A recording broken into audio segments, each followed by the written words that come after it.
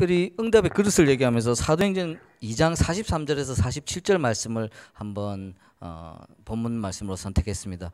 아시다시피 모든 초대교인들의 그 응답을 말하고 있는 부분이 여기 있는데요. 그 응답이 무엇인가를 봐야 되겠습니다. 지금 우리가 RUTC 시대에 응답이라는 RUTC 시대의 응답이라는 원단 메시지를 붙잡고 올해 2020년이 진행되고 있습니다. 그렇죠? 그래서 이 큰 흐름 속에서 그렇다면 응답이 무엇인가를 한번 다시 한번 생각을 해봐야겠는데요. 저는 메시지를 준비할 때라든지 아니면 또 여러 가지 좀 복음적인 내용을 생각할 때 뭐 어떤 분은 뭐 헬라어로 이렇게 뭐 원어를 분석하기도 하고 그런 부분도 있으면 좋겠지만 저는 가끔씩은 가장 그냥 뭐 성경 뭐 원어 사전, 원어 주석, 배경 사전 이런 걸 보지 않고 그런 것보다 한번 그냥 사전에 한번 그 단어를 쳐봐요. 그러면 원래 굉장히 본질적인 사전적인 의미가 나오잖아요. 그러면 그걸 가지고 다시 여러 가지를 생각해 보면 굉장히 또 내가 생각하지 못했던 그런 부분을 다시 한번 생각하게 되는 경우가 많은데요. 저는 응답이라는 것을 그렇게 한번 쳐보고 나서요. 정말 머리를 한 대 맞은 것 같은 그런 다시 한번 재발견이 있었습니다. 여러분 요즘 사전 찾는 거 쉽잖아요. 사전을 이렇게 일부러 이렇게 책을 들고 보지 않아도 그냥 네이버 사전에만 쳐도 쭉 나오거든요. 근데 여러분 네이버 사전에다가 응답 치면요 답이 뭐라고 나오냐면 우리가 지금 생각하는 응답, 우리가 필요했던 거 받고 뭐 여러 가지 이런 부분들을 응답 그게 우리도 모르게 딱 고정관념화 돼 있잖아요. 근데 성경 뭐 이런 사전 말고 성경의 주석 말고 그냥 네이버 사전에 응답을 딱 치면 뭐라고 나오냐면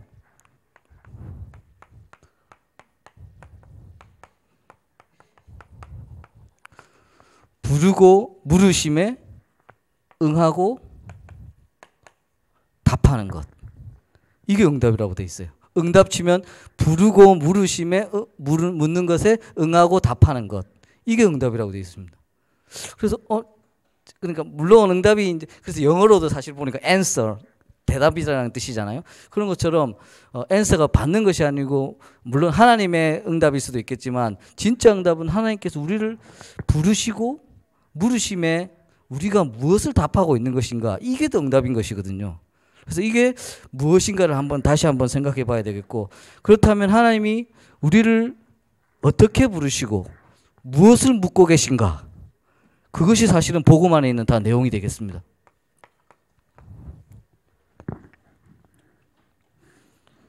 사실은 하나님께서 우리를 부르실 수 있는 방법과 내용이 그리스도 안에 있지 않습니까?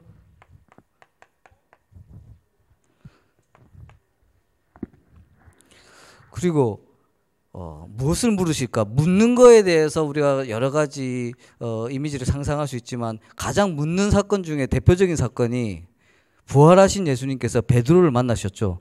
그리고 물으셨죠. 뭘 물어보셨습니까? 네가 나를 사랑하느냐? 우리 렘넌트들이 제일 빨리 대답하네. 옆에서 네가 나를 사랑하느냐? 그러면 사랑하는 걸 확인하는 물음을 하셨던 것인가? 그리고 나서 그 사랑을 확인한 다음에 예수님께서 무슨 답을 주셨습니까? 내 어린 양을 먹이라고 하셨죠. 사명을 주셨습니다.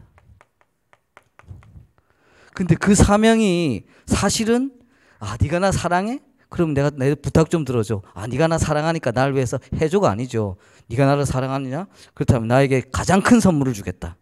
가장 큰 축복을 주겠다. 이겁니다. 헌신이 아니죠. 그렇다면 하나님께서 이 안에 우리가 좋아하는 그것들이 다 들어가 있다는 것이죠. 그거보다 사실은 더 이상의 것이 있다는 말이 되겠습니다.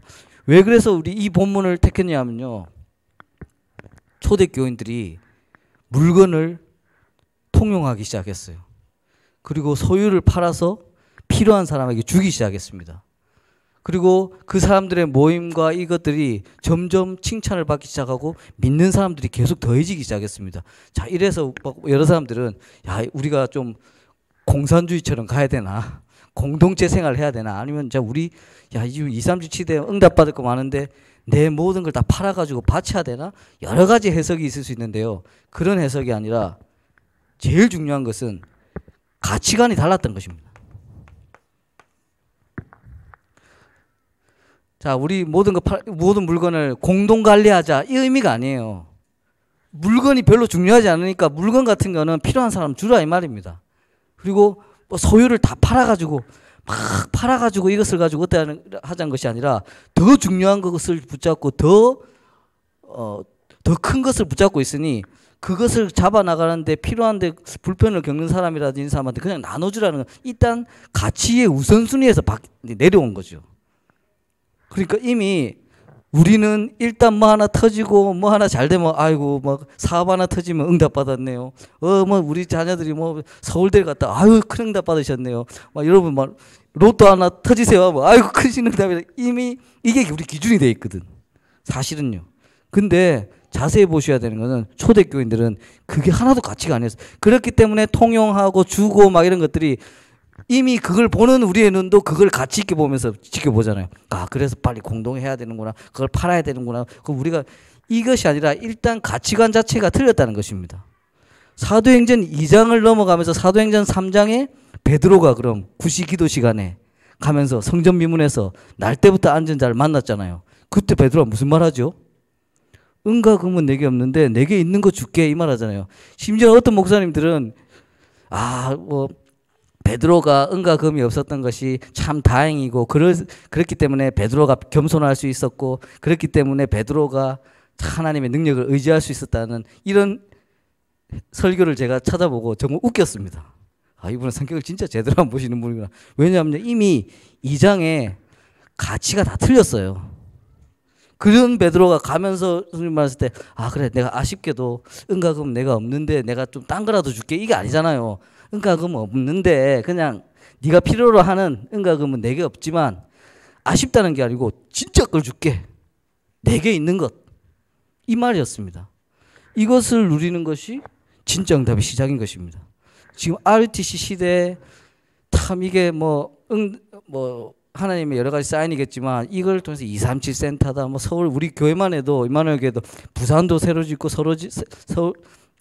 서울에도 교회 옮기고 새로 짓고 할 일들이 갑자기 너무 많아졌어요. 그래서 사람들이 이 응답을 생각하면서 제가 공통적으로 보니까 어떻게 우리 사업이 이제 큰 걸 막 하나 해가지고 어떻게 지금 이거에 자꾸 본인들도 모르게 막 여러 가지 생각을 하시더라고요. 물론 그렇게 되면 너무 좋겠고 인지상정이라고 좋은 게 좋은 거라고 좋겠지만 이럴 때일수록 진짜 가치를 발견하는 응답 속으로 들어가야 되는 거예요.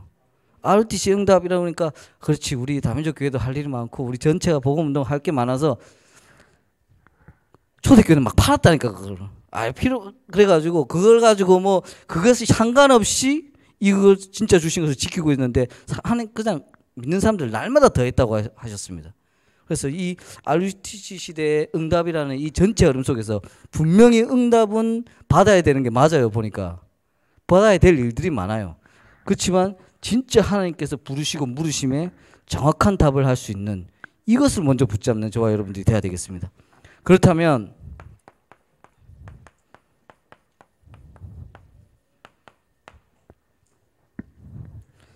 이미 우리가 받은 응답이 무엇인지 다시 한번 확인해 봅시다.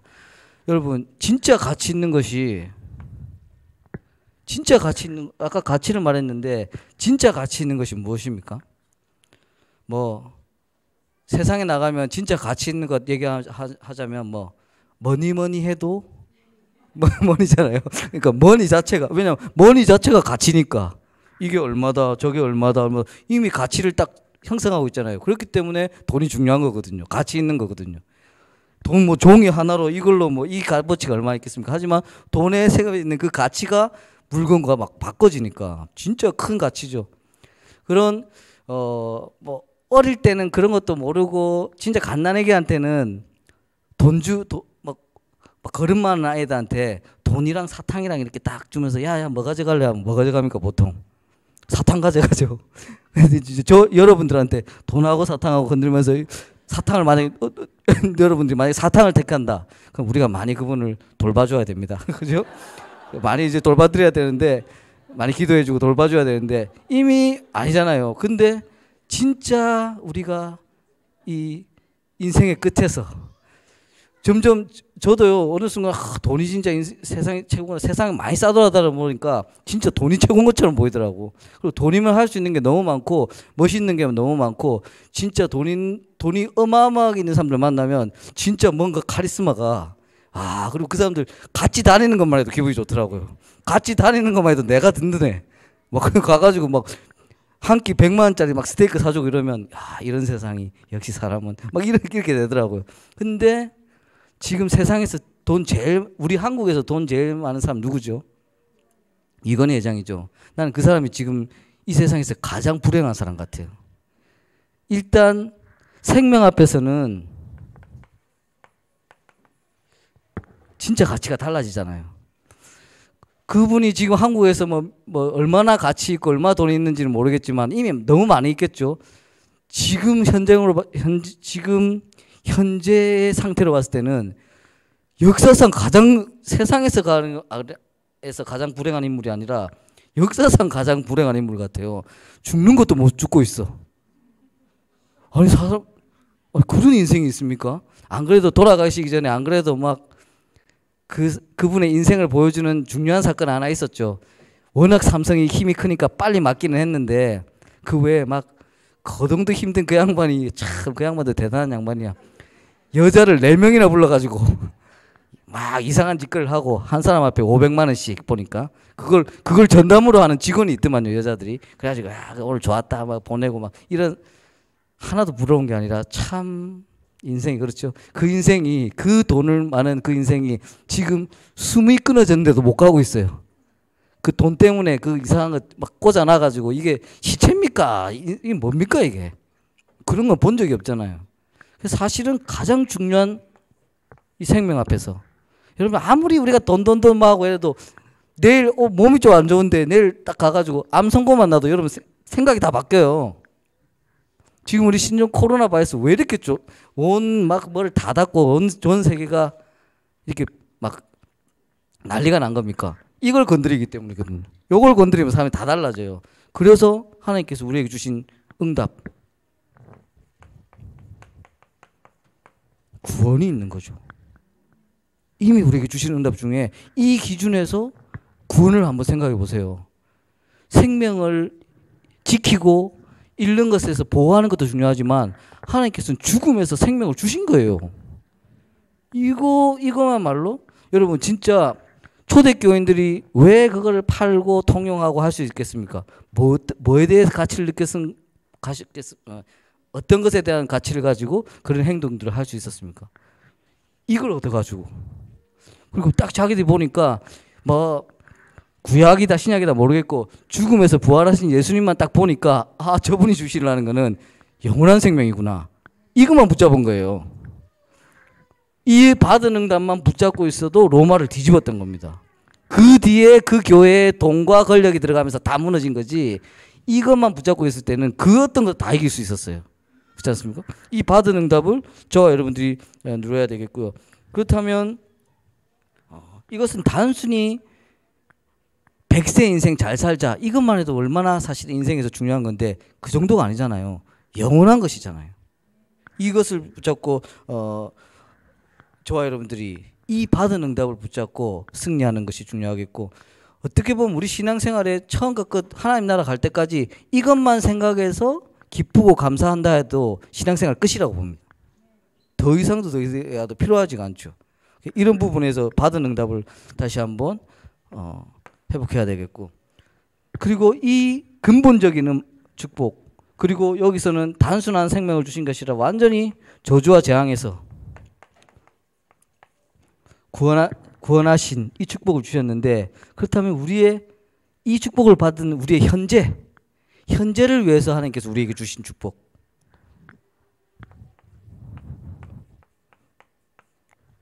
우리와 함께 하심이죠. 하나님께서 하나님 입장에서 주시는 우리의 가장 큰 응답은 내가 너와 함께 있는 거예요. 제가 아까 말씀드렸죠. 제가 진짜 돈 많고 진짜 힘 있는 사람들 옆에 따라만 다녀도 굉장히 제가 든든했다고. 또 유광수 목사님 가는데 저 따라다니도 뭔가 좀 든든하거든요. 잘해주고 뭐 제가 별 걱정을 안 해도 돼. 아버지가 뭐 다 먹는 거 가서 먹고 막 이러면 되니까 그죠? 뭐 제가 뭘 낼 것도 없고 참 든든해요. 그래서 누구랑 있는 거에 따라서 누구랑 같이 있느냐 그 자체가 굉장히 내 지금의 상황과 형편에 가장 큰 도움이 될 수 있습니다. 그죠? 그래서 하나님께서는 성령으로 함께 하시는 거예요.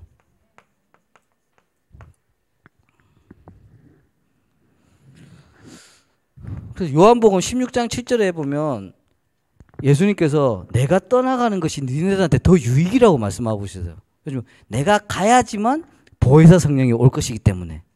이 말은 아니 제자들 입장에서는 또 그때 초대교회 교인들의 입장에서는 조금이라도 더 계시고 조금 더 말씀하시면 좋겠는데 진짜 유익은 내가 있는 것이 아니고 뻔하죠. 그 예수님 계속 계셨으면 그 죽어서 막 죽었는데 다시 살아나서 걸어다니는 사람이 계속 옆에 있으면 얼마나 많은 사람들이 더 모이겠습니까? 얼마나 예수님 얼굴도 빚어가지고 우상 만들고 난리가 나겠죠. 그래서 내가 그런 내가 있는 것보다 진짜 네가 함께 있을 때 필요한 것을 주겠다. 내가 가야지 보혜사 성령이 온다. 그러면서 그 16장 7절부터 요한복음 16장 7절 뒤에 보혜사 성령께서 하실 일들에 대한 말씀을 계속 하시고 계신 것이거든요. 과거 문제가 해결됐고 현재 문제가 지금 해결된 거예요. 그래서 세 번째, 그리고 하나님께서 예배하신 누림들이 있습니다. 말하자면 예배했다는 것은 이미 있다는 말씀이죠. 이미 있는 것을 우리가 받으면 되는 겁니다. 그게 뭐냐? 하나님의 나라인 것입니다. 야, 정말 RUTC 시대 응답 얘기하면서 자, 이제 우리가 어떤 응답 속으로 가야 되고 큰 응답 그걸 조금 얘기하면서 여러분들이 힘을 더 드려야 되는데 너무나 잘 알고 있는 너무나 기초적인 자, 여러분 우리 받은 응답을 한번 확인합시다. 그러면서 구원, 성령, 하나님의 나라. 참 우리 어린 렘넌트들도 너무 많이 알고 잘 알고 있는 부분 그런 거잖아요. 하지만 이것이 진짜 우리의 가치관으로 진짜 우리의 기준이 돼 있는가? 이게 받은 응답을 날마다 회복하는 그냥 키인 것입니다. 제가 중국에서 요즘 중국이 놓고 우리가 많은 기도를 해야 되겠고 사실은 몇 개월 전에 제가 유청 목사님께 부탁을 드린 적이 있었어요. 어떤 부탁이었냐면 가만히 보니까 저도 이제 좀 제 주변에 영적의 흐름이라든지 제 시간표를 보는 기준들이 있기 때문에 그런 걸 놓고는 또 상의 드릴 분이 많이 있지 않기 때문에 유청 목사님한테 말씀을 드리고 하는데 기억하실 겁니다. 제가 제 개인적으로 보니까 제 아들 딸이 이제 대학을 갔는데 얘네들이 중국 상하이에 있는 미국 NYU 뉴욕 대학 상하이 캠퍼스로 갔거든요. 둘 다 거기서 다니고 있다. 지금은 이제 또 중국 문제 때문에 지금 한국에 와 있는데 걔 둘이가 중국 학교를 갔어요. 한 명도 아닌 두 명이 다. 그리고 제가 이제 임마누엘 서울교회에서 교구를 맡아 있는 곳이 영등포 구로 지역이거든요. 근데 거기가 어떤 지역이냐면 중화권 사람들이 굉장히 많아요. 그래서 제가 내 자식들도 중국 가 있고 내 하여튼 사역지도 중국이고 그래서 내가 아무래도 중국에 대한 하나님이 나에 대한 좀 중심을 가지게 하는 남이 가 있어도 좀 뭐 내가 친한 사람이 가 있어도 생각되는데 내 자식들이 가 있으니까 얼마나 신경이 더 쓰이잖아요. 그래서 유치영 목사님한테 어떤 부탁을 드렸냐면 목사님 같이 있을 때 형님 좀 중국에 좀 뭐가 사역이 있으면 저를 좀 연결시켜 주세요. 아무래도 하나님께서 지금 중국을 놓고 저한테 좀 여러 가지 사인을 주시는 것 같은데 중국 현장에 제가 또 연결되는 부분이 있으면 제가 아마 또 여러 가지 축복을 누릴 수 있을 것 같습니다. 이렇게 지나가면서 말씀을 드렸는데 그 다음 주에 유청 목사님 전화가 오셨거든요. 저한테 뭐라고 하냐면 그 제주도에 그 ECRTS 제주도에 그 중국에 있는 신학생들이 와가지고 한 달 집중 훈련 받는데 거기다 네 강사로 나왔다 그러시더라고. 예, 그러니까 그 이틀 동안 12시간 그 12강의 하면 돼. 그런 의미가 아니었는데 그래서 솔직히 좀 당황했거든요. 중국에 뭘 가고 하면 뭐 가라는 거지. 갑자기 제가 뭐 담임 목사 이런 걸 잘 생활도 안 하고 이랬기 때문에 기껏해야 1시간, 2시간 강의를 하지 12시간 강의한 적이 없거든요, 제가. 그리고 또 중화권 그 신학생들, 그 중요한 사람들이 물론 그러니까 어떻게 보면 정확한 거지, 그죠?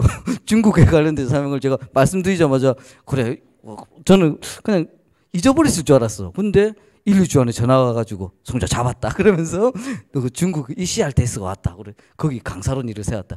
그쪽에서는 전혀 이제 보니까 생각할 수 없는 일이었는데 육정 목사님께서 말씀을 해주셨기 때문에 제가 들어갈 수 있었겠죠, 감히. 그래서 거기에다가 그 강의 제가 해야 되는 이틀 동안 하는 강의 제목이 다락방 기초 메시지였어요. 이거 다락방 기초 메시지, 야 이걸 어떻게 받아들여야지. 근데 이미 그때 제가 조금 하나님의 축복을 읽었습니다. 아, 내가 다락방 기초 메시지를 다시 한번 확인해야 되는 시간표구나.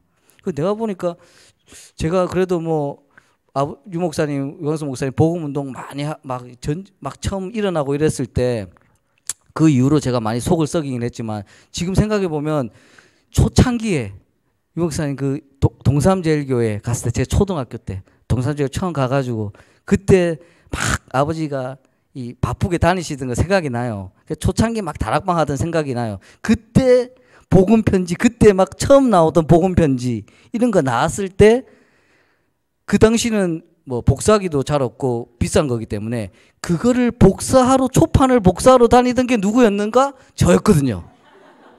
그래서 저는 그때가 기뻤어요. 왜냐하면 항상 돈을 주시면 몇백 원을 제가 띵갔기 때문에. 근데 뭐 그래가지고 그 기쁨으로, 지금 뭐 내용이 뭔지도 모르겠고 뭐 그러는데 하여튼 송주아 이거 30장 복사해라. 예, 가가지고 문방구 가가지고 찍찍찍 복사해 가가지고 100원 넣고 드리고 이미 그때부터 눈치는 채셨겠지만 그랬거든요. 근데 그랬던 기초 메시지인데 사실은 내가 그 기초 메시지 누구보다도 거기서 가까이 있었고 복음 운동의 흐름에 가까이 있었는데 내가 진짜 진지하게 본 적이 있는가? 그 생각이 드는 거예요. 그래서 제가 굉장히 준비했어요. 그래서 이미 그러고 나서 제주도를 작년 11월 달에 갔었거든요. 갔었는데 참 스케줄도 참 애매한 게 이분들이 한 달 동안 막 진짜 기라성 같은 우리 전체 우리 뭐 RTS 교수님들 다 오고 막 이틀씩 다 하고 가시고 제가 마지막 시간표에 제가 들어가 있는 거예요. 그리고 주제는 또 다락방 기초 메시지잖아요. 그래서 내가 야, 이분들 뭐 진짜 한 달 동안 깊게 여러 가지를 많이 들으셨을 텐데 내가 뭐 하필 이 기초 메시지는 좀 일찍 넣어주든지 제일 마지막 마무리하는 시간에 내가 이걸 넣어가지고 참 진짜 애매하구나. 그래서 그 모르겠고 어쨌든 거기 가서 제가 복음 메시지, 기초 메시지도 말했지만 저 진짜 이거 얘기했어요. 이걸 얘기하면서 당연히 또 너무 이렇게 막 뻔한 내용으로 반복하지는 않고 이것이 진짜 여러분들에게 적용이 되는가, 진짜 여러분들의 기준인가. 예를 들면 또 그 사람들한테 조금 맞게는 얘기했지. 하나님의 나라 막 이런 걸 얘기하면서 제가 저 예전에 중국 가 보니까 중국에 진짜 아파트 건축품이 막 너무 일어나고 있더라. 막 아파트 같은 거 짓고, 제가 청도 갔을 때도 어떤 지역에 아파트 짓고 하고 있는데 제가 보기에도 너무 화려하고 크게 짓더라고. 그래서 야, 중국 사람들이 확실히 좀 눈에 보이는 걸 우리보다 더 중요하게 생각하니까 진짜 화려하게 짓는구나. 그 생각이 나서 그분들한테 얘기했어요.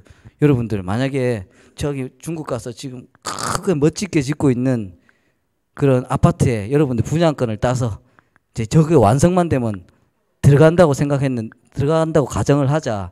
그러고 있는데 지금 여러분들 집에서 비도 새고 뭐도 하고 문제가 많은데 여러분들이 그거 가지고 얼마만큼 불평불만할 것 같냐. 그 비슷한 얘기가 그거였죠. 류광수 목사님 늘 말씀하시던 태종대 자가용 타고 막 가가지고 있는데 그때 새 차 나오기로 해가지고 기다리고 있는데 그때 새 차 생각나요. 제가 그랜저 그랜저가 오기로 했어. 그 전에 탔던 게 뭐 하여튼 좀 조그만 차였는데 그랜저가 그때 그 당시 부회상진 그랜저가 오기로 했어요. 그래가지고 그때 어떤 아줌마가 마침 그날 차를 박아가지고 그죠? 그러니까 목사님 늘 설교 때 말씀하시잖아요. 가시라니까 그분이 너무 인상도 좋으시다 막 이래가. 제가 아는 저희 아버지는 성격이 그렇게 안 좋거든요. 근데 저희 아버지를 떠나서 어떤 사람이 태종대 가면 또 뭐가 있습니까, 여러분? 자살방이 있잖아요. 내 죽어야 되겠다 이래가지고 만약에 어떤 사람이 와가지고 차 대놓고 막 그러는데 누가 받기까지 해보세요. 얼마나 더 화가 나겠습니까? 그냥 그 사람 죽일 수도 있을 거야. 근데 그 상황이 아니잖아요. 내가 내일 올 차, 새 차, 그 당시 최고의 차 있으니까 지금 오늘 일어나는 일에 대한 내 반응과 결론과 여러 가지가 틀리잖아요. 그래서 그분들 중국 분한테 말씀했어요. 진짜 하나님의 나라가 여러분들의 사실적인 가치와 기준이 되어 있으면 그것 때문에 오늘 현실에 대한 내 지금 태도와 모든 것들이 달라지는 거다. 그런 것만 계속 얘기했죠. 그래서 제가 그거 갖고 이틀 동안 얘기했거든요. 근데 뭐 제가 전혀 잘했다 이런 말씀 드린 것이 아니라 다 끝나고 그 중국의 뭐 그 담당하시는 알테에서 하는 목사님들과 여러 목사님들이 제가 몇 분한테 연락을 받았어요. 몇 번을 받았어요. 그리고 하시는 말씀이 그 중국이 RTS 분들이 가고 나서 여러 가지 포럼도 하고 전체적인 메시지를 썼는데 다시 한번 말씀드리지만 제가 뭘 했다는 걸 지금 강조하게 말하는 게 아니라 그분들이 평가를 썼는데 류성종 목사의 메시지가 너무 기뻤다. 기뻤다 아니고 깊었다. 기뻤다. 그리고 막 이런 걸 많이 쓰셨대요. 그래서 그 오수영 목사님 분이 목사님 근데 저는 속으로 감사했고 그리고 진짜 다른 목사님들 진짜 깊은 얘기를 말씀 많이 하셨거든요. 신학적인 거 무슨 강의 다 하셨잖아요. 제가 한 건 뭐였습니까? 근데 그분들도 제 중심과 제가 누르는 게 느끼셨나 봐. 이게 가장 깊고 가장 능력 있고 가장 회복했을 때 날마다 능력이 되는 게 이 내용이란 것입니다. 그래서 여러분 이 받은 응답이 이 속에서 있는 것을 다시 한번 확인하셔야 돼요. 그리고 이것이 내 가치와 기준이 되어 있는가, 이게 바로 적용이에요. 적용은 다른 게 아닙니다, 여러분. 이게 진짜 내 가치와 기준이 되어 있는가, 이게 적용이에요. 그래서 RUTC 시대에 이 가치와 기준이 이 주신 완전 과거, 현재, 미래에 다 돼 있잖아요. 갈보리산, 마가다락방, 감람산 이 안에 다 있잖아요. 이 부분이 진짜 적용되는 부분을 확인해야 되겠고요. 그렇다면 받을 응답이 무엇인가? 이미 이 주신 이 완전한 응답을 방해하는 강력한 무기가 있습니다. 사단에. 그리고 사단이 하고자 하는 것들은 별게 다른 게 있는 게 아니에요. 불신자들은 이걸 아예 모르게 하기. 그리고 믿는 자들에게는 이거를 못 누리게 하기. 이게 그냥 키예요. 다른 게 없어요. 안 좋은 거 막 벌어지고 뭐가 나고 살인 사건 나고 뭐 이런 것들이 사단이 하려고, 그거는 그냥 단순한 결과일 뿐이지 진짜 사단이 하고자 하는 건 그건 아니에요. 사단이 하고자 하는 거는 요거를 모르거나 놓치거나 요겁니다. 그래서 이것을 누리게 방해하는 가장 강력한 무기가 바로 현실이죠. 현실. 저와 여러분들의 현실. 처해 있는 상황, 그리고 내가 지금 뚫고 나가야 될 여러 가지 문제들, 이것들이 지금 이거를 막는 가장 중요한 사단의 무기로 작용하고 있습니다. 그러면 우리 받을 응답이 무엇일까? 또 혹시나 여러분 이 받은 응답을 딱 말하면서 받을 응답을 딱 얘기하니까 또 뭐 대단한 거 상상하신 또 그 다음 단계 뭔가를 예견하거나 기대하시는 분이 있을 수도 있는데, 이것도 그거 아닙니다. 이거 지키는 게 받을 응답이에요. 요거 지키는 거. 그래서 이것을 지키는 것이 우리의 승리하는 것이고, 이 승리가 우리의 받을 응답입니다. 그렇다면 이것을 가지고 영적 싸움 하는 것이죠.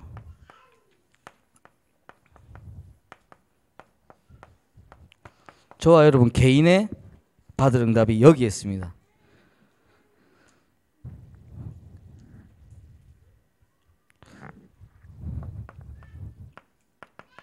그래서 제가 예전에 왔을 때도 계속 말씀드렸고, 제가 가장 좋아하는 성경 구절 중에 하나, 또 이 바울이 늘 하던 고백 중에 빌립보서 3장 12절에 바울의 고백, 이 안에 거의 모든 게 담겨 있거든요. 내가 얻었다 함도 아니고 온전히 이루었다 함도 아니고 나는 그냥 그리스도 예수께 붙잡힌 바 된 그것을 쫓아간다. 그것이 우리 영적 싸움의 승리의 내용이거든요. 근데 잘 생각해 보세요. 붙잡힌 바 된 그것을 쫓아간다고 얘기하고 있는데, 예수님이 자꾸 나를 놓으려고 해서 내가 쫓아가는 거 아니잖아요. 그건 종교거든요. 내가 막 쫓아가서 잡아야 되고. 근데 주로 그리스도께 붙잡힌 바 된 그것을 놓치는 주체가 누굽니까? 나예요.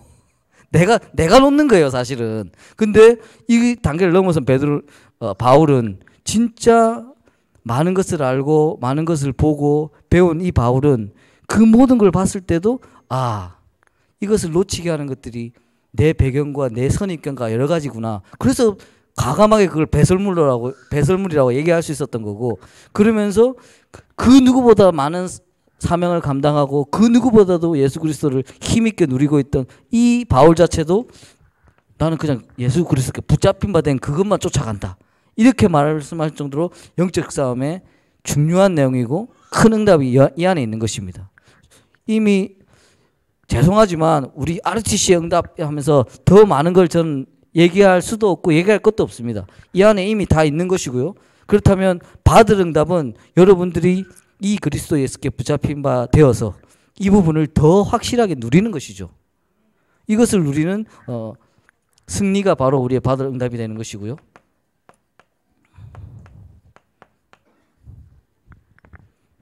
영적 전쟁에서 승리해야 되겠습니다. 여러분 진짜 우리가 선교지에 가면 어마어마한 축복들이 저는 있다고 생각하는데, 선교지에 갔을 때 어마어마한 축복 중에 하나가 멀리 나가서 뭐 헌신해서 시간을 보내서 하나님께서 뭐 더 많은 축복을 주는 것보다는 이미 선교지에 나갔을 때 봤을 때는 정말 그것을 붙잡고 있는 배경과 그 진짜 우리도 알지 못하는 그 문화라는 이름으로 그 사람들이 잡혀 있는 여러 가지들, 어떻게 보면 진짜 영적 전쟁의 치열한 실제를 볼 수 있는 것이잖아요. 그런 것처럼 정말 이 우상과 종교에 잡혀 있는, 시간이 갈수록 가장 우상돼 있는 우상의 배경이 되는 거, 물질, 육체적인 거, 뭐 이런 것들이 배경이 돼서 가장 그것을 힘있게 돕고 힘있게 그것을 성장하는 것, 종교 더불어서 이것이 세상을 잡고 있습니다. 여러분 진짜 뭐니 해도 뭐니인데 이것이 가치와 기준이 돼 있는 우리도 모르게 사실은 현실만 가도 사실 그게 제일 저도 필요하거든요. 사실은 저거 있으면 좋겠어요. 근데 저것보다 더 가치 있는 것을 놓치지 않으려는, 거기서 흔들리지 않는 그 분별을 계속 갖기 위해 노력하는 것인데, 만약에 저게 그만큼 강력한 힘을 가지고 있는데 두바이 같은 데만 가도요, 아랍에미레이트 이런 데만 가도요, 여러분 이 사람들은 과연 다른 게 필요할까 싶을 정도로 풍요로운 게 많잖아요. 막 너무 넘치니까 뭐 변기까지 금으로 떡칠할 정도로 이런 사람들도 있는데, 거기 앞에서 진짜 그걸 이기자, 그거 부럽다 이런 부분이 아니라 진짜 가치를 누리고 그것을 이겨나가야 되겠고, 하지만 그것들이 붙잡고 있는 각 나라의 문화와 현실들이 단순히 잘 살고 못 살고를 떠나서 얼마나 많은 저주와 재앙 속에 붙잡혀 있는 것입니까? 그것이 얼마나 많은 것들이 우상과 종교가 되어 있습니까? 그리고 얼마나 그것을 보는 것 자체가 복음과 그것이 다른 것이라는 걸 얼마나 우리 확연하게 볼 수 있습니까? 하지만 전체 사람들이 이것에 다 끌려가고 있거든요. 전체 너무나 많았어요. 우상과 종교 속으로 막 끌려가고 있고, 이 부분이 좀 더 네피림 시대 같이 바벨탑 같이 계속 일어서고 있는 것입니다. 이것들이 어떤 분들이 지금 바벨탑을 제가 생각했을 때 가장 중요한 흐름 중에 하나가 지금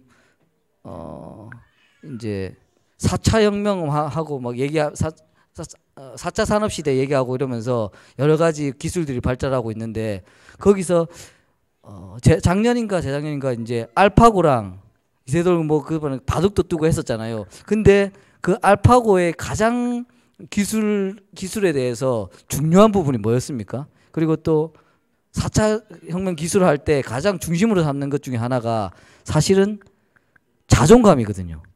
자기 스스로 뭘 하는 거.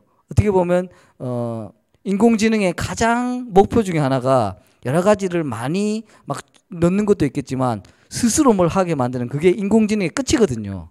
그래서 알파고도 그때가 중요했던 게 막 바둑에 여러 수를 막 넣었던 것이 아니라 스스로 바둑의 원리를 딱 줘가지고 이 알파고가 얼마만큼 바둑의 원리를 빨리 이해해서 빨리 적응해 나가는가, 이거를 보기 위해서, 그래서 그게 중요했던 거거든요. 바둑의 수십만 근데 경우의 수를 다 따지는 것도 힘들었는데 그거보다 알파고가 얼마만큼 스스로 생각해서 인간이랑 붙게 되느냐. 이게 그래서 세계의 대결이었던 것입니다. 지금 들어보니까 그때 이세돌 그분이나 저기 기사랑 붙었던 그 알파고 버전이랑 지금 이제 그게 버전이 2개 더 나왔더만요. 지금 버전하고 그 알파고하고 붙으면 10,000번을 떠도 10,000번이 다 진대요. 그때 알파고가. 그렇다면 이세돌은 아예 이길 수 없다는 얘기가 되겠죠. 그만큼 빨리 막 해요. 그 인공지능도 점점 이제 막 근데 저는 인간이 만들어내는 기술 중에 굉장히 위험한 기술 중 기술 중에 2개가 있다고 생각하는데 그 인간 복제하고 막 이런 거 있잖아요. 이런 것도 그렇고 영적으로는 또 자존감 이런 부분 그게 하나님께서 우리에게 주신 형상과 굉장히 밀접한 부분이 많이 있거든요. 근데 물론 그렇게 되면 얼마나 생활도 편해지겠고 여러 가지가 있겠지만 이것이 불러올 저주와 재앙. 제가 한번 뉴스에서 뭐 어떤 기사를 읽은 적이 있는데 이제 뭐 2030년, 40년 이렇게 되면 점점 인공지능도 발달하고 가상현실도 발달하고 이래가지고 조금 우리 레멘트리인데 조금 말하기 좀 부담스럽긴 한데 뭐 우리 레멘트리도 이제 알아야 되니까 뭐 인간과 인간의 하는 둘이 뭐 성적인 관계보다 사람들이 그런 기술과 가상현실과 그런 걸 빌려서 하는 성관계가 더 늘어나면서 그것에 의한 제가 분석을 제가 보면서 너무 웃겼던 게 그로 인해서 사람들이 되게 성에 관련된 범죄도 줄어들고 그리고 그런 거에 대한 병들도 줄어들지 않을까 예상이 된다고 이렇게 얘기를 해놨더라고요. 저는 만약에 그런 시대가 와서 사람보다 더 그런 것이 편해지는 시대가 온다면 성범죄가 줄어들거나 뭐 성병이 줄어들거나 이런 것이 아니라 시대적인 또라이들은 더 많이 나올 거라고 생각해요. 예상이 됩니다. 저는 그렇잖아요. 사람과 해도 그런 건데 지 마음대로 가가지고 어떤 그런 것들과 인공지능과 이런 거 만들어낸 여러 가지들이 저는 어마어마한 흑암들을 여기서 우리가 승리해야 되는 이것이 우리의 받을 응답이에요. 더 많은 것들을 받는 것이 아니라 그리고 이것을 가지고 우리에게 이정표로 주신 것이 RTC의 응답인 것입니다. 왜냐하면 이제 이거는 현장으로 나가는 중요한 이정표인 것이거든요. 어떻게 보면 말씀이 지금 정확하게 우리에게 오고 있는 것이고 뭐 RTC 또 이런 거 뭐 렘넌트 뭐 유니티 트레이닝 센터 뭐 또 하나의 단어를 만들어낸 것이 아니라 정말 하나님께서 우리에게 지금 복음의 내용을 다시 회복하게 하시고 그것을 말씀으로 이끌어 나가면서 가장 우리가 원네스 할 수 있고 또 힘을 응답을 모아야 되는 이정표를 우리에게 주신 것이죠. 유광수 목사님 워낙 뭐 단어를 잘 지어내니까 자꾸 또 하나 만들어낸 것이 아니라 우리가 지금 받을 응답의 이정표인 것입니다. 가야 될 표대가 되는 것이고요. 이 부분에 대한 받을 응답 다시 한번 말씀드리지만 다 주셨어요. 이것이 받을 응답 현장으로 연결이 돼야 됩니다. 연결되기 위해서는 내 개인부터 그리고 이 시대를 보면서 그리고 이 시대 내 개인과 이 시대를 보면서 우리 온 유대와 예루살렘과 사마리아 땅끝까지 천천히 해나가야 되잖아요. 그것이 RTC인 것입니다. 이 부분을 가지고 그렇다면 그릇을 갖추어야겠습니다. 자, 그릇을 갖춘다고 얘기했을 때 또 우리가 이제 이 중요한 걸 생각하면서 자 우리가 무엇을 갖춰야 되고 자 우리가 우리의 삶을 우리 렘넌트들도 지금부터 열심히 해야 되고 근면하게 성실하게 그래 이 세상을 이기려면 지금부터 엘리트가 돼야 되고 이런 기준으로 생각할 수 있습니다. 물론 그렇게 되면 너무 좋겠고 사실은 도움이 되겠죠. 더 중요한 것은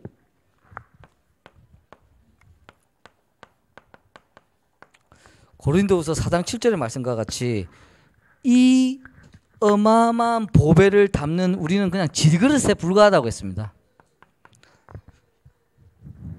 우리의 삶의 모습도 중요한데 우리의 삶은 아무리 뭐 닦고 뭐 여러 가지 해봤자 질그릇에 불과한 것이고 더 중요한 것은 이 보배가 더 중요한 것이죠. 우리 렘넌트들도 어릴 때부터 이 보배를 안고 있는 이 누림이 된다면 결국 세상을 이 일을 완전히 해나갈 수 있는 여러분 우리 레몬트한테 드리고 싶은 말씀이 다윗이 어릴 때부터 내가 성공해서 왕이 되어서 우리 이스라엘 민족을 구원해야 되겠다 생각한 적 한 번도 없어요. 다윗은 그냥 양치기 하면서 생각을 해봤어요. 다윗 어렸잖아. 어렸는데 혼자 밤에 양치기하고 양을 돌보고 있으면 어땠을까요? 무서웠을 거예요. 제가 봤을 때 무서웠을 거야. 혼자 있는 것도 무섭고 안 그래도 무서운데 들짐승까지 오고 이랬을 때 굉장히 무서웠는데, 근데 성경을 보면 다윗은 그런 시간대마다 뭘 하고 있었죠? 하나님을 찬송하고 묵상하고, 아버지가 시킨 거야. 야, 너 나가가지고 하나님께 뭐 계속 묵상. 그것이 아니라 다윗은 스스로 그것이 즐거웠어. 그게 기뻤어요. 그걸 막 기뻐하고 즐거워하고 있는데 막 이상한 들짐승이 왔다. 그 방해가 되잖아. 근데 그걸 쫓아내는 훈련하고 있는데 하나님 함께 하심이 그때부터 누리고 있었는데, 그것만 가지고 골리앗을 만났을 때 당당히 설 수 있었던 것입니다. 그런 것처럼 우리의 그릇을 막 이렇게 여러 가지 갖추는 것이 중요한 것이 아니라 하나님께서 우리에게 렘넌트들에게 주신 축복, 우리 렘넌트들도 구원도 알고 성령 충만 하나님의 나라 다 알잖아요. 지식으로 아는 것이 아니라 이 누림 속으로 들어가는 것입니다. 이걸 진짜 가치 있고, 이게 왜냐하면 우리 이 어린 렘넌트들도 학교만 가도 학원만 가도 날마다 게임만 하면서 여러 가지 보면서 다른 가치관 속에 막 문화 속에만 접하기 시작해도 이걸 다 놓치거든요. 근데 우리 렘넌트들만의 문제가 아니라 저와 여러분들도 마찬가지예요. 이거 시끄 듣고 힘내도 나가서 일해야 되지, 돈 벌어야 되지, 사람과의 관계해야 되지, 여러 가지 하면서 다 놓치거든요. 그래서 또 세상이 말하는, 내가 늘 듣고 말하는 세상 문화가 말하는 이런 것에서 쫓아가서 이걸 끼워 맞추게 할 수밖에 없는 그런 현실에 빠지는 것입니다. 그런 것처럼 그것이 아니라 가장 하나님께 주신 보배를 담는 질그릇으로서의 축복을 누려야 되겠고요. 그렇다면 내 삶이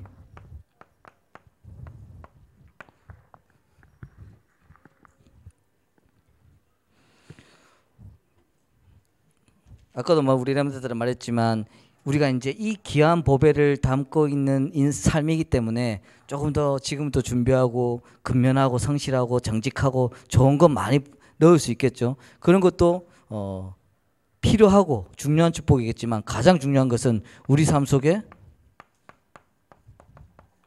언약을 담는 것입니다.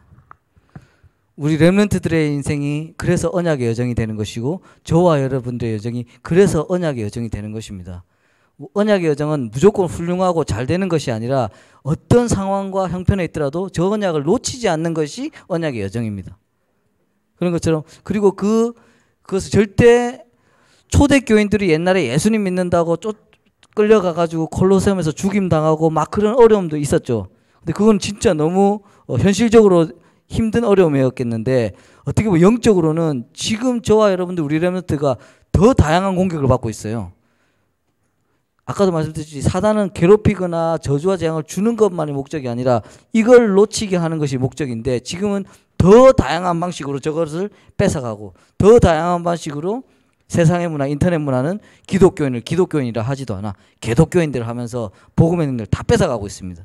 여기에서 하지만 이런 시대와 이런 상황 속에서도 이 언약을 놓치지 않은 사람들, 이 언약을 내 삶 속에 담는 사람들, 그게 남은 자인 거죠. 이게 남을 자가 되는 겁니다. 이래서 우리 렘넌트들이 이 부분에 대한 남은 자, 또 여기 있는 저와 여러분들이 대단한, 어차피 질그릇은 질그릇일 뿐이니까, 다만 내가 내 삶이 저 보배를 담는 그 축복을 누리는 그 언약의 여정을 가는 것입니다.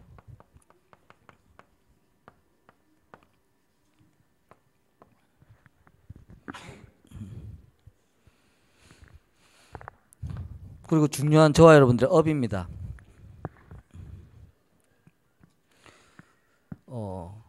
전도자가 설 때마다, 또 중요한 흐름이 있을 때마다 그것을 돕는 산업인들이 있었죠. 브리스가 아굴라 같은 부부가 있었고, 중요한 역할을 하는 산업인들이 있었고, 그 업들이 쓰였습니다. 하지만 더 중요한 것은 지금 우리의 업이 단순히 그 전도를 돕고 후원하고 이런 것이 끝나는 것이 아니라 지금 어떻게 이 RUTC 운동에 우리 업이 사실적으로 연결될 것인가? 그럼 우리가 뭐 우리 삶을 내려놓고 저쪽과 관련된 일을 창업을 하는 것이 아니라 지금 내가 속해 있는 이 업들이 어떻게든 저런 거랑 다 연결이 되게 돼 있습니다. 그 부분을 찾아내시고 그 부분들이 실제로 쓰임 받을 수 있도록 인도받을 수 있도록 가장 중요한 방향이 되겠고 가장 축복의 내용이 되겠습니다.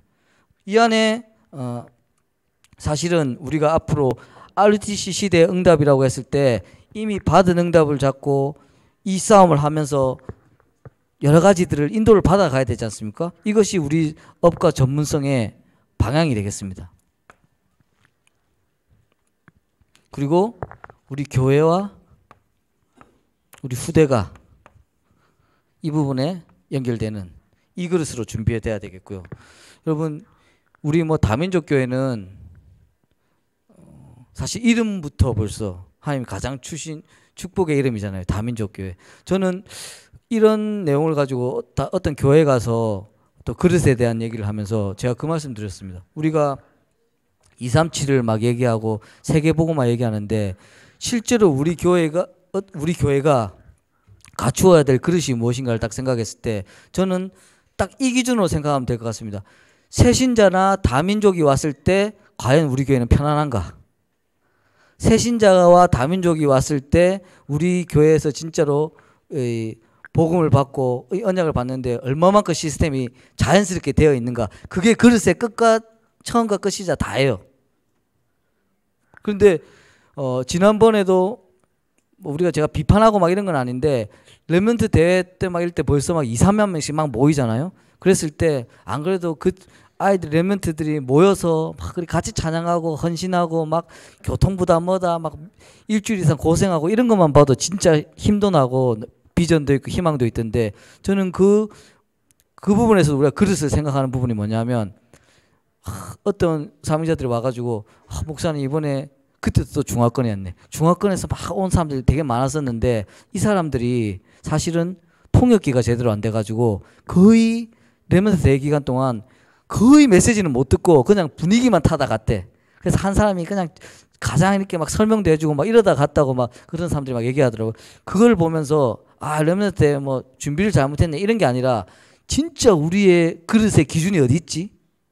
정말 우리가 세계복음화를 얘기하고 정말 우리가 전도와 선교를 얘기한다면 어떻게 보면 우리 교회 전체 시스템도 가장 새신자에게 방향 맞춰져야 되고요. 가장 다민족에게 방향 맞춰져 있어야 되는 거죠. 근데 실제 시스템과 실제 내용은 그냥 기존에 뭐 여러 가지 식으로 하면서 약간 프로그램식으로 하나씩 우리 새신자 왔을 때 뭐 하는 거 다민족 왔을 때 사실은 모든 것이 저렇게 방향 맞추는 것 자체가 그릇입니다. 그래야지 하나님 사실적으로 그 부분을 인도에 가시겠죠. 그러면 진짜 오산에 또 우리 경기도 지역에 어떤 다민족이 와도 가장 편할 수 있는 그것이 뭔가를 계속 연구하셔야 돼요. 그리고 계속 그거를 실제적으로 하나둘씩 만들어 가실 때 하나님께서 다른 것을 전체를 회복할 수 있는 그 움직임을 주실 것이고요. 이 안에서 우리 후대도 이것으로 연결되는 축복을 누릴 것이고 사실은 아까 우리 오세아니아 이렇게 또 말씀 소개하면서 서밋 237을 이렇게 소개했잖아요. 그리고 저는 서밋 237의 사무총장으로 있고 우리 유치영 목사님은 대표의 역할을 하고 계신데요. 이 부분이 사실은 그릇에 대한 부분이었거든요. 이것도 비판은 아니고 하나님 주신 축복과 앞으로 하실 일들을 생각하면서 제가 편하니까 더 말씀을 드리는 부분인데 저는 생각했습니다. 아니 우리가 세계복음화를 얘기하는데 그리고 그 세계복음화라는 그 단어가 지금 저한테는 의미가 달랐죠. 예전에 저한테 세계복음화는 전에도 말씀드렸지만 제가 막 흑암 전문가로 막 달리고 있을 때 그 어릴 때 막 초창기 때는 초등학교 때는 그래도 아버지 심부름으로 뭐 이렇게 메시지 복사도 하고 막 했지만 머리가 커지고 점점 더 복음보다는 다른 것들이 보이기 시작했고 또 복음을 잘못 보이기 시작했고 인간적인 부분을 먼저 보면서 복음을 굉장히 놓쳤을 때 그래서 막 점점 더 동삼절교회가 커지면서 전국과 세계에서 사람들이 막 그 지하로 막 몰려들기 시작하는 거예요. 저는 이제 중학교쯤 되고 고등학교 되는데 이상하더라고. 그러면서 저는 또 여러분들은 유 목사님의 완전 또 하나님께서 주신 또 완전한 메시지와 그 인도를 따라가시겠지만 저는 또 워낙 그 시기에 치열했던 우리 집안의 영적 싸움과 전쟁을 많이 봤기 때문에 굉장히 유광수 우리 아버지는 위선자다 막 이런 오해가 있었거든. 그래서 야 엄청난 사람들이 모여올 때 야 진짜 많은 사람들이 속고 있다. 그리고 진짜 우리 아버지가 보니까 내가 들어도 말은 잘하는 것 같아. 진짜 저 말에 진짜 수백 명 수천 명이 속고 있구나 그렇게 생각하고 있는데 그 모였던 사람들이 갑자기 무슨 얘기를 하냐면 세계보고마 얘기를 하더라고. 그래서 내가 진짜 속으로 진짜 웃으면서 단단히 미친 것들이다. 저것들은 내가 진짜로 내가 역시 저 이상한 사람들이 이상한 우리 아버지한테 속은 게 확실하다는 확신을 가졌었거든요. 그런데 지금 시간표가 지나고 제가 이 가치를 발견하기 시작했고 이것을 통해서 어떤 내가 싸움을 벌려갖고 가야 된 것을 발견하고 나니까 지금은 세계보고마가 저에게 가장 현실적이고 가장 가야 될 방향이거든요. 그런데 제가 그릇을 생각해 봤어요. 아니 우리는 30년 전부터 지금까지 세계보고마를 얘기했는데 왜 그걸 담을 그릇이 없지? 서밋 237이라는 NGO가 다 한다는 얘기가 아니에요. 지금 이거는 너무나 많은 부분을 포함하고 있기 때문에 우선적으로는 문을 열고 들어가고 전쟁에 있어서도 여러분 정찰병도 있고 보병도 있고 여러 가지가 있잖아요. NGO는 뭡니까? 가가지고 먼저 문 여는 역할이에요.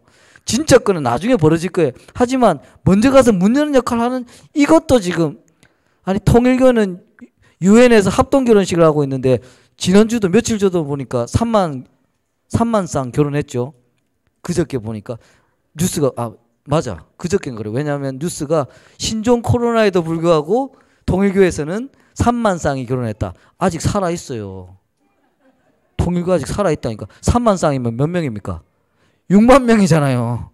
6만 명을 전도했다가 아니고 6만 명이 가정을 이룬 거예요. 어마어마한. 얼마 전에 보니까 신천지 10만 수료식 유튜브에 찾아보십시오. 신천지 10만 명 12집 10만 수료식 하는 영상이 있거든요.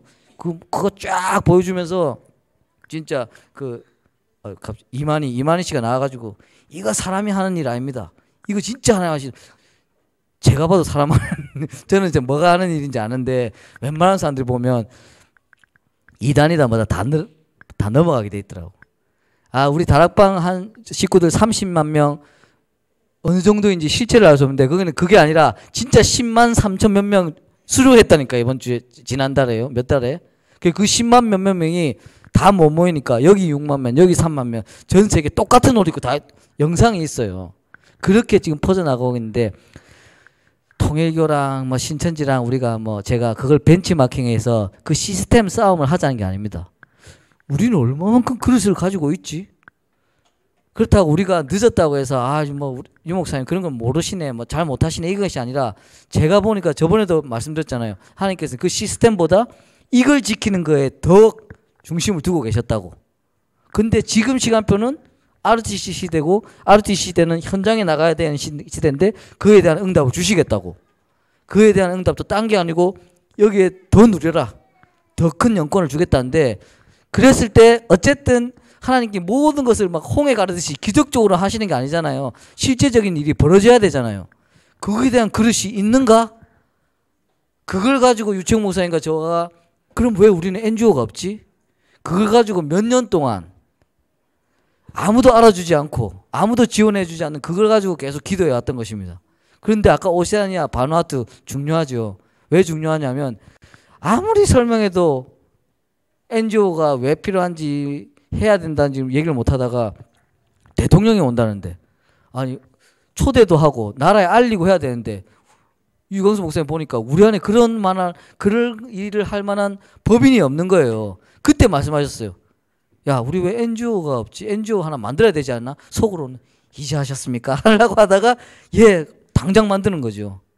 그래서 그 바누아투에 지금 저런 소가 중고등학교 시작되고 막 이런 거 있는데 저 현장이 너무나 중요한 것이 저는 선교의 모델이라고 생각하는 이유 중에 하나가 정말 힘든 곳 학교가 없는 곳 학교 지어주고 못 먹는 아이들에게 음식 주고 진짜 죽어가는 이런 여러분 우리 렘넌트들 몰라서 그렇지 전 세계에서는 일주일 내내 일해가지고 평균 소득 2,000원씩 받는 아이들이 너무 많아요. 예, 그런 현장 가가지고 살리는 것도 중요한 할 일은 너무 많은데 특히 바누아투는 우리 고에룬 렘넌트라는 중요한 우리 대학생의 순교와 같은 희생이 씨앗이 됐잖아요.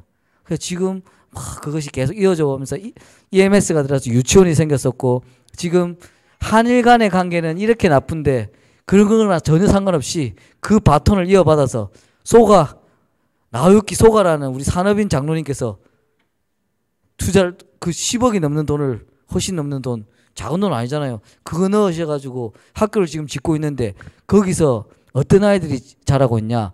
바누아투 대통령 손자, 국회의원, 국무총리 손자 이런 애들이 거기 자라고 있어요. 그래서 지금 바누아투에서도 계속 밀어주는 거예요.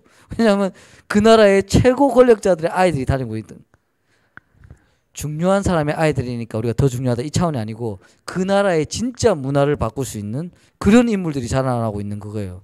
물론 진짜 배고프고 진짜 힘들고 당장 내일 죽을 아이들 살리는 것도 중요합니다. 그것도 해야 될 겁니다. 우리 서밋237. 하지만 지금 바누아투 하나도 지금 제대로 담을 우리가 그릇이 없어가지고 겨우 준비한 게 서밋237입니다. 근데 그 현장에 우리 목사님 계시고 저도 있는 것이 중요하고 그렇다고 뭐 지금 비관적인 얘기를 하는 것이 아니라 유광수 목사님 입장으로 봤을 때 그 지금 하나님께서 주신 그 ROTC 응답과 실현의 속에 제일 중요한 그것을 실현하는 그릇 속에 제가 있잖아요. 제가 잘했다는 게 아니라 저도 모르게 거기 있게 됐잖아요. 그러니까 저 같은 놈도 있는데 여러분들의 모든 후대 내용도 저 안에 있는 것입니다. 그것을 실제적으로 그릇을 갖추는 것. 우리 교회가 다시 한번 말씀드리지만 세가족, 다민족 얼마만큼 우리 그것을 갖추고 있지. 지금 세계복음화를 생각하면서 얼마나 우리는 지금 이것을 담을 응답을 주셔도 담을 그릇들을 가지고 있는가. 이 부분에 대한 구체적인 준비들을 시작해야 되겠습니다. 결론을 말씀드리면 지금 우리 다민족 교회와 그리고 우리 서밋237도 마찬가지인데 전체 우리가 같이 기도하고 응답을 받아야 되는 부분이 그릇을 얘기하면서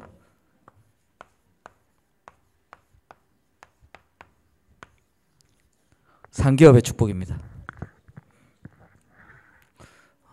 이것이 지금 응답의 그릇의 결론이 상기업이 다 결론이 끝이다 한 것이 아니라 이미 응답은 여기에 있는데 우리가 방향 맞추고 실현해 가야 될 부분이 지금 이 부분입니다. 서밋237이 어쨌든 본부 NGO로 나와서 이번 주에 뭐 이렇게 광고도 나오고 막 이렇게 했던 일을 하고 있는데 그것은 237 나라를 담기 위한 작은 그릇에 불과한 것이고요. 그래서 지금 미약하기 시작했습니다. 그리고 요 다음 단계 이제 그것을 세워나가고 본격적으로 그것을 일으킬 이제 3기업이 움직여줘야 될 시간표가 왔습니다. 근데 참 감사하게도 이 237 나라 단기 선교의 그릇에도 우리 다민족 교회가 쓰임받고 있고 또 유청 목사님이 중요한 역할을 해주시고 계시고 그래서 그 덕분에 저도 그 인도와 보안에서 여러 가지 사명을 담당할 수 있도록 인도받아가고 있고 그리고 아시다시피 여기 계시는 우리 중직자들 여러분들과 우리 렘넌트들도 가장 이 3기업에 연결되어 있는 하나님께서 어떻게 보면 굉장히 예비하시고 미리 선택하시고 예비하신 이 현장인 것이거든요. 그렇다면 우리가 3기업을 다 일으켜서 뭐 이걸 감당하자 이 차원이 아니라 여기에 대한 모델이 여기서 나와줘야 됩니다. 그리고 이미 모델들이 있기 때문에 이미 있는 이 여러 가지 상기업들이 더 힘을 얻어야 되겠고요. 그리고 사실적으로 이 그릇과 연결되는 축복을 준비하시고 거기에 대한 힘을 누리셔야 되겠습니다. 이 중요한 시간표에 그럼 저와 여러분 개인이 이 일을 어떻게 감당할 것인가? 그거는 다시 서론이자 본론에 들어가서 이 받은 응답 이 비밀소 더 들어가는 거예요. 그리고 이것이 진짜 나의 가치와 기준을 잡고 있는 것이며 이것이 실제로 나에게 적용되고 있는가. 그리고 이 적용 속에서 내 가정과 내 교회와 내 업은 실제로 거기에 방향 맞추고 있는가. 이것만 확인하시면 되겠습니다. 그래서 정말 이미 우리에게 완전한 응답은 주셨고요. 그것을 다시 한번 우리가 확인했던 것이고, 지금 우리의 그릇들은 하나님께서 하나씩 하나 두 개씩 만들어가고 계십니다. 그리고 특별히 이번에 왔을 때 드리는 방향과 우리가 전체가 힘을 합쳐서 인도받아야 될 부분이 이것에 대한 상기업에 대한 부분이고요. 참 이게 흐름들이 다 같은 게, 보니까 류광수 목사님께서도 지금 우리는 서밋 237이라는 그 선교를 담는 그릇을 준비하고 있었는데, 지금 우리 전체가 받는 응답 중에 하나가 237 센터가 섰잖아요. 이 237 센터도 보니까 이제 여러 가지 이 부분에 대한 그릇을 이제야 우리가 준비하고 있는 거예요. 근데 그러다 보니까 요즘 희한하게도 류광수 목사님께서 3기업에 대한 다시 한번 강조와 여러 가지 부분들이 시작됐어요. 왜냐하면 어떻게 보면 당연한 흐름입니다. 왜냐하면 이 그릇을 만들고 담을 그릇들과 내용들이 생기게 되면 그와 관련된 3기업이 일어서 줘야 되거든요. 하지만 다시 한번 말씀드리지만, 이 부분을 여러분이 뭐 우리가 잘했다가 아니라 우리도 모르게 인도받아 왔고 우리도 모르게 준비되어 가고 있던 현장이 이 현장이고 이 교회거든요. 그래서 우리가 이 전체적인 흐름 속에서 서밋으로 또 먼저 이정표를 세워나가면서 이끌어 나가는 중요한 역할, 우리가 잘 돼서 지금 딴 데를 도와야 된다 차원이 아니고 모델과 발판이 돼야 되는 것입니다. 그래서 이 부분을 놓고 더욱더 기도해 주시고, 정말 이 부분에 대한 실현을 위해서 우리 전체 교회가 기도하고 우리 중직자분들이 힘을 얻으시고 우리 렘넌트들도 이 부분을 누리면서 정말 하나님께서 이끌어 가시는 언약의 여정 속에서 정말 언약을 놓치지 않고 이 일에 증인되는 축복이 날마다 더해져 가야 되겠습니다. 그래서 이번에는 정말 응답의 그릇은, 응답은 이미 주셨고 하나님께서 감사하게도 우리에게 그릇을 우리의 질그릇을 쓰고 계시고 또 만들어가고 계십니다. 그랬을 때 우리는 조금 더 이 흐름 속에서 3기업에 대한 중심과 또 조금 집중과 기도를 해주시면서 이 우리 교회만의, 우리 현장만의 지금 문제가 아니라 다락방 전체의 복음운동과 말씀운동의 흐름 속에서 굉장히 일맥상통한 게 보이잖아요. 이 부분에서 우리가 중요한 사명을 담당하는 축복을 누릴 수 있도록 이 일에 여러분들이, 또 여러분의 업이, 여러분의 지금 우리 다민족 교회가, 또 여러분 후대가 가장 쓰임받는 증인이 될 수 있도록 축복드리겠습니다. 하나님이 선택하시고 예배하신 귀한 자녀들을 불러주시고 또 하나님께서 성취하실 언약을 다시 한번 확인하게 하시니 감사를 드립니다. 우리 귀한 사명자들 축복하여 주셔서 하나님께서 이미 주신 응답을 정말 붙잡고 그것을 누리며 정말 하나님께서 주신 응답을 놓치지 않는 정말 세임 회복하는 우리 증인 될 수 있도록 인도하여 주시옵소서. 정말 우리의 가정과 내 삶과 내 업이 이 일에 쓰임받는 정말 축복을 누리게 하여 주시고 이 일에 그릇이 되며 발판이 되는 세임을 날마다 더하여 주시옵소서. 특별히 우리 다민족교회 모든 우리 사명자들이 정말 최고의 가치를 붙잡고 최고의 축복을 누리는 증인으로 인도하여 주시옵소서. 이 모든 말씀 살아계신 예수 그리스도 이름으로 기도드렸습니다. 아멘.